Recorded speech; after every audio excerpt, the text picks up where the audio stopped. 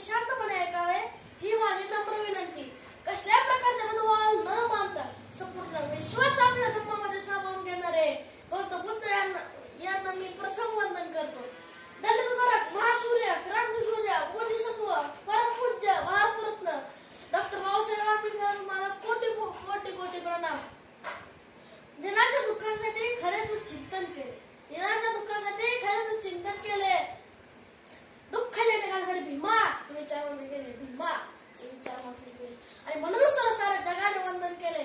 कारण बाबा जर नसते तर आम्हाला धम्म कळाला नसता. बाबा जर नसते तर आम्हाला बुद्ध कोणी दिला असता. बाबा जर नसते तर स्वतंत्र भारताची राज्यघटना कोणी लिहिली असती. कोणी आम्हाला समता, बंधुत्व, स्वतंत्रता बहाल केलं असतं. म्हणून भीमराव न होते तो आजादी न होती. भीमराव न होते तो आजादी न होती. अरे उनका कहना मान लेते तो ये बर्बादी न होती, ये बर्बादी न होती. जे लोकांना मान्य नव्हते ते लोक मान्य झाले. ज्यांचे बहुजनाने ज्यांचे आत्म दुखावले ते महात्मा झाले. त्याच्या मायेनं कधी खुरपं धरलं नाही, त्या बापानं कधी रुग्ण धरलं नाही, ते शेतकऱ्याचे नेते झाले, सडकपती आणि सत्ताधारी झाले. परंतु वर्गवार उभे राहून शिकणारे माझे बाबा या देशाचे घटनाकार झाले, या देशाचे घटनाकार झाले.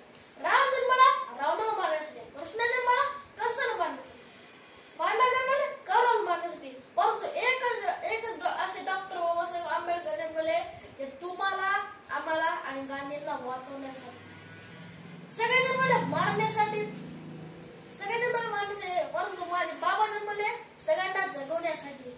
बहुत साल पुरानी बात थी जब तक खून की नदियां बहती थी.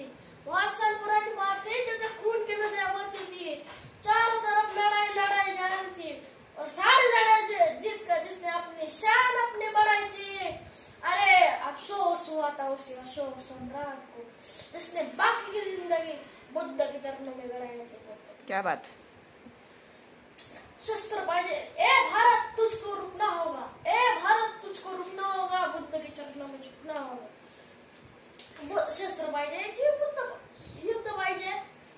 नको, या सारा जगाला तारणारा बुद्ध पाहिजे. बुद्ध हा धर्म आम्हाला दिला. हे डॉक्टर बाबासाहेब आंबेडकरांचे आमच्यावर खूप मोठे उपकार आहे. 13 ऑक्टोबर 1935 ला बाबा म्हणाले, हिंदू म्हणून जन्मालो ते माझ्या हातात नाही, हिंदू म्हणून जन्मालो ते माझ्या हातात नाही, पण तुम्ही हिंदू म्हणून जन्म मरणार नाही. 33 कोटी देवाची पैदास आमच्या इथे झाली. चीन नाही, जपान नाही, अमेरिका नाही. बाबा आमच्याकडे बरं 33 कोटी देवा जन्मले, 33 कोटी देवा जन्मले. एक मायावर अन्याय झाला, सीतामायावर अन्याय झाला म्हणून हनुमानाने रावणाची लंका जाळून टाकली. एवढी ताकद हनुमानामध्ये होती. पर्वत उचलून आला, एवढी ताकद हनुमानामध्ये होती. परंतु जेव्हा इंग्रज भारतात घुसू लागले तेव्हा हनुमानाने रिटायरमेंट घेतली होती का? अनेक क्रांतिकारकांनी आपल्या जीवाचे दान दिले, रक्त दिले व भारत मातेला स्वतंत्र केले व भारताला स्वतंत्र केले, भारताला स्वतंत्र केले. परंतु डॉक्टर बाबासाहेब आंबेडकरांनी भारतीय नागरिकाला स्वातंत्र्याचा हक्क मिळवून दिला. म्हणूनच मला वाटतं की पैदा न होता हुआ मसीहा तो खुशियों का सिलसिला न होता. अरे पैदा न होता हुआ मसीहा तो खुशियों का सिलसिला न होता. और बेरंग होते जमीन जब तक आसमान मिला न. भारत का कंगाल होता है जब तक डॉक्टर बाबा साहेब जैसा हीरा न मिला होता. पुस्तकाच्या पहिल्या पानावर प्रतिज्ञा आहे, ती कधी वर्गात शिकवली नाही. तर शिकवली असतीच तर खैर लांजी घडलीच नसती. कशाला म्हणतात जात ती मनातून नाही जात, कशाला म्हणतात जात ती मनातून नाही जात. तिने गेला कोटी कोटी जणांचा हात डॉक्टर बाबासाहेब मारले अच्छा ताळावरला पाळले ते दाखवा तुम्ही आम्ही आहोत सुखात, तुम्ही आम्ही आहोत माणसात. गीता के श्लोक में हिंदुओं का ईमान मिलता है. गीता के श्लोक में हिंदुओं का ईमान मिलता है. बाइबल के हर पन्ने पर उस मसीहा का फरमान मिलता है.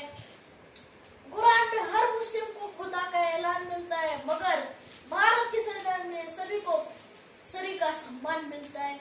ये बाबा की देणे रत्न एवढेच म्हणावेत की क्रांती सूर्य तू शिल्पकार तू भारता बोधिसत्व मूक नायका मोडल्या रूढी त्या परंपरा दिव्यतेत तूच सकल न्यायदायका